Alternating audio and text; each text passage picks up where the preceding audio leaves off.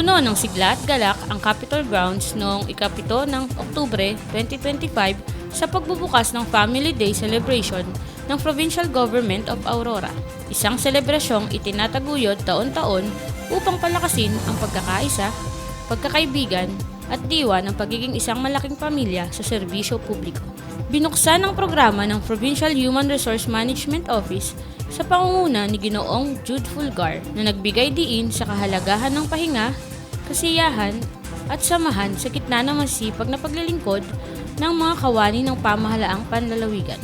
Nagbigay rin ng inspirasyonal na mensahe ang mga kinatawan ng sangguniang panlalawigan na sina board members Jake Galban, Bobong Ong, Sherwin Amatorio, Jennifer Aranya at Lloyd Alcen de los Reyes, na pawang magpahayag ng pasasalamat sa dedikasyon ng bawat empleyado. Kasama rin sa mga nagpaabot ng pagbati sina Provincial Administrator Sherwin Taay, Vice Governor Patrick Angara at Governor Sid Galban.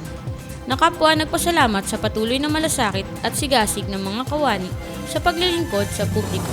Ang unang araw ng selebrasyon ay tunay na naging makulay at masigla.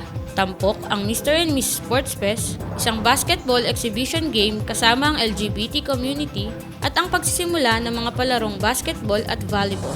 Mas lalo pang nagningning ang diwa ng pagkakaisa nang hatiin sa 5 cluster ang mga kawani ng TGA, na kanya-kanyang nagpakitang gilas sa masiglang cheer presentations, puno ng enerhiya, tawa at palakpakan. Ang Family Day 2025 ay magtatagal hanggang ika-10 ng Oktubre taong kasalukuyan na magpapatuloy sa mga programang magdadala ng higit pang sigla, galak at pagkakaibigan sa bawat kawani ng pamahalaang panlalawigan.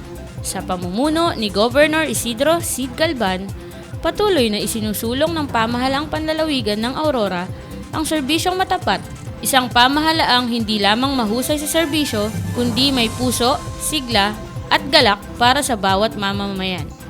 Ako si Sinag Espinosa para sa PJ in Action News, all-out serbisyo ng Kapitolyo para sa publiko.